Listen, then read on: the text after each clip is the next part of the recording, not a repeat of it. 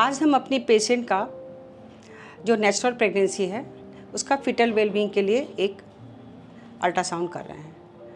अब बात आती है कि अल्ट्रासाउंड करना हर स्टेज में क्यों ज़रूरी होता है।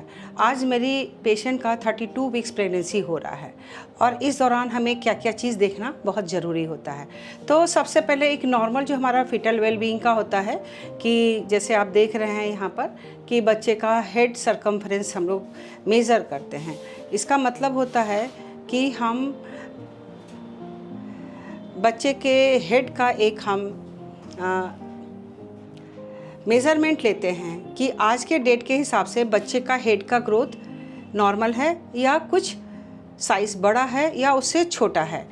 उसके बाद हम लोग एब्डोमिनल सरकमफ्रेंस पे आते हैं। कभी कभी बच्चे का पेट में पानी हो जाने से, एसाइटिस होने से बच्चे का जो एब्डोमिनल सरकमफ्रेंस होता है वो कुछ बड़ा हो जाता है। तो इस तरह से हम लोग देखेंगे कि बच्चे का जो एब्डोमिनल सरकमफ्रेंस है वो हमारा बिल्कुल ही नॉर्मल रेंज में है। इसके बाद फीमर का लेंथ निकालते हैं हम लोग, जैसे कि देख रहे हैं आप यहाँ पे कि फीमर का लेंथ है। फीमर का लेंथ का मेज़रमेंट करने का हमारा पर्पस होता है कि हम बच्चे का सही हम एक जो ग्रोथ हो रहा है या बच्चे का वज़न कितना हो रहा है तो उसको हम निकालते हैं। तो ये सारे जो पैरामीटर हैं अल्ट्रासोनोग्राफी के वो हम लोग पहले जो कर लेते हैं। उसके बाद जो सबसे ज़रूरी होता है कि हम लोग एक सर्वाइकल लेंथ चेक करते हैं कि कहीं पेशेंट अगर दर्द में जाती है तो उसका सर्वाइकल जो लेंथनिंग है वो कहीं छोटा तो नहीं हो रहा है, प्री टर्म लेबर में तो नहीं जा रही है, तो सर्वाइकल लेंथनिंग। उसके बाद हम लोग प्लासेंटल लोकलाइजेशन को कंफर्म करते हैं कि प्लासेंटा का पोजीशन जो है वो कौन सा जगह पे है, लोअर पार्ट में है, एंटीरियर, पोस्टीरियर और या फिर फंडल एरिया में है।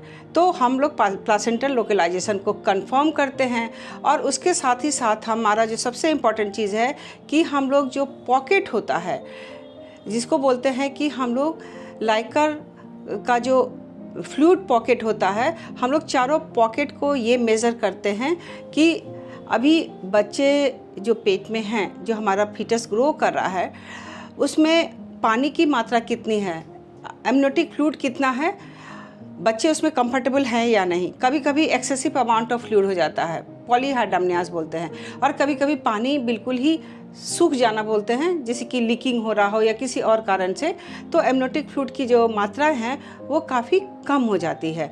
तो उसका भी मेज़रमेंट करना बहुत ही ज़रूरी होता है। जैसे कि आप यहाँ पर देख रहे हैं कि इसमें जो फ्लूइड का पॉकेट है वो लगभग हमारा नॉर्मल है।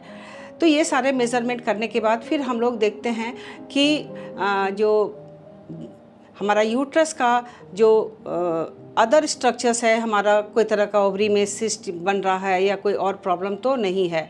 तो फिटल वेलबींग में हम इन सारी चीज़ों को देखते हैं। साथ ही साथ हम पोजीशन देखते हैं कि बच्चे का हेड है वो लोअर पार्ट में है कि नहीं, क्योंकि नॉर्मल डिलीवरी की प्लानिंग होती है तभी जब बच्चा लोअर पार्ट में होता है।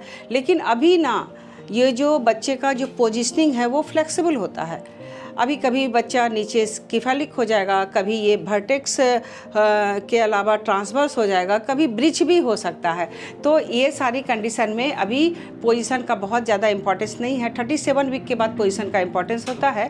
तो ये सारी पैरामीटर हम लोग 32 वीक्स में देखते हैं और सारा अल्ट्रासाउंड करने के बाद हमें जो उचित और कुछ एडवाइस करनी होती है तो हम लोग करते हैं।